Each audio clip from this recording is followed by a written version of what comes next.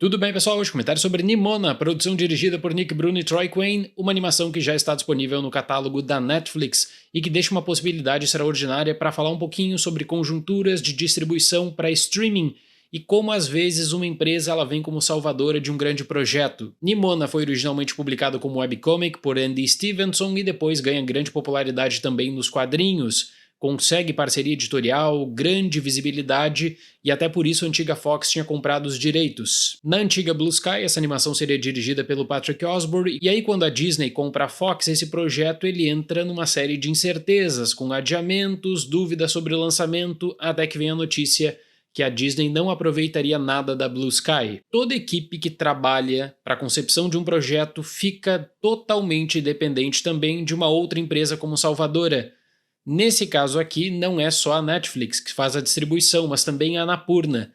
A Annapurna no cinema teve um auge entre 2018 e 2019, vários lançamentos, possibilidade inclusive de mirar no Oscar, e a Annapurna depois passa por uma grande crise financeira.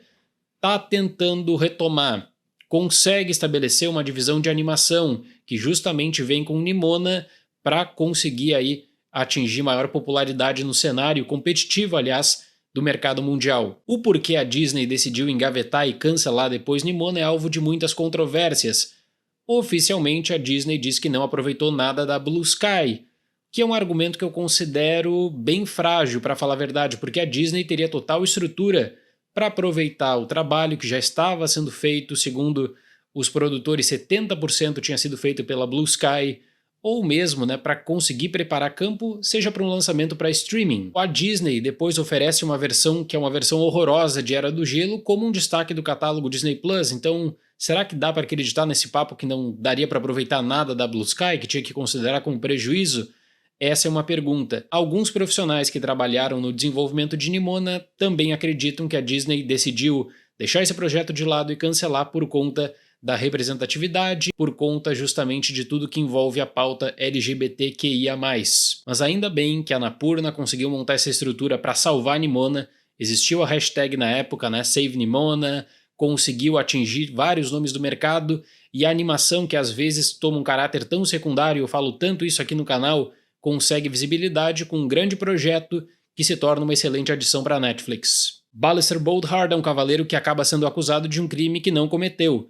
Em busca de provar sua inocência, ele precisa aceitar a ajuda da misteriosa Nimona, em uma parceria que parecia extremamente improvável. Um dos principais destaques nesse filme, seja pelo design, seja pelo avanço da narrativa, é de você conseguir lidar com uma pauta de tradições medievais em um mundo moderno com vários elementos futuristas.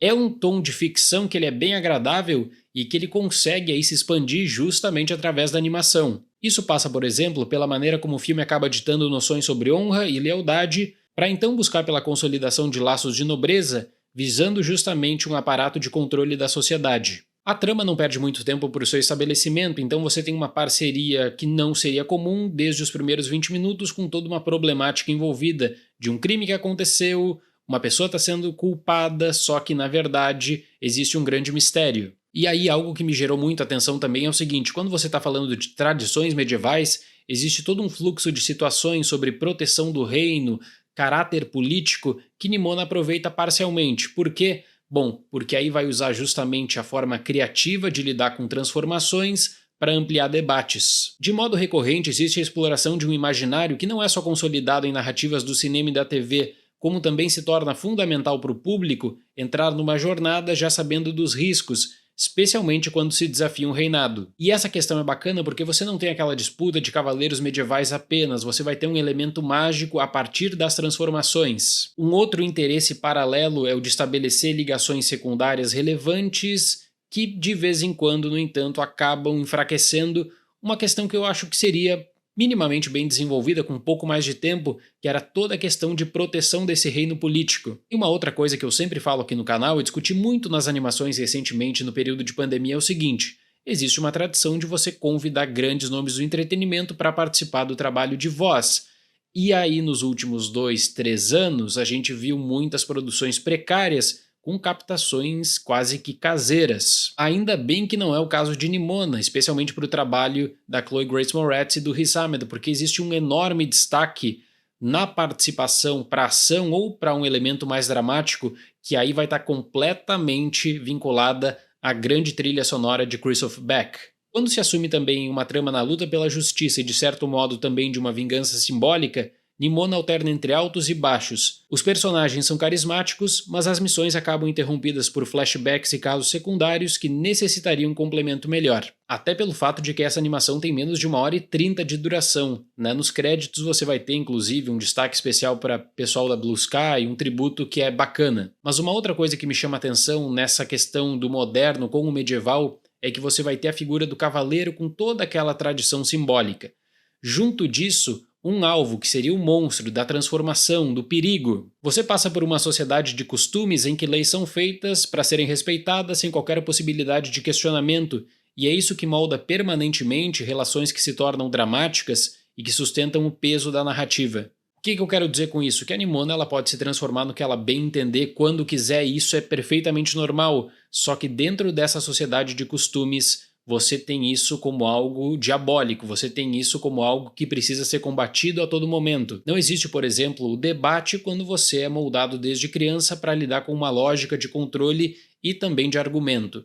Aí que bate mais uma vez na questão da tecnologia que é apresentada com o costume, aquela questão medieval de lidar com o mundo. Com isso, existe um ponto de corte para o que pode ser celebrado e o que deve ser odiado. A integração dos cenários cheio de detalhes com a mescla do 2D e 3D garantem excelentes momentos. Fora o trunfo de acabar desconstruindo arquétipos quando você pensa que um personagem vai entrar na história para um rumo, só que isso acaba gerando uma saída completamente diferente.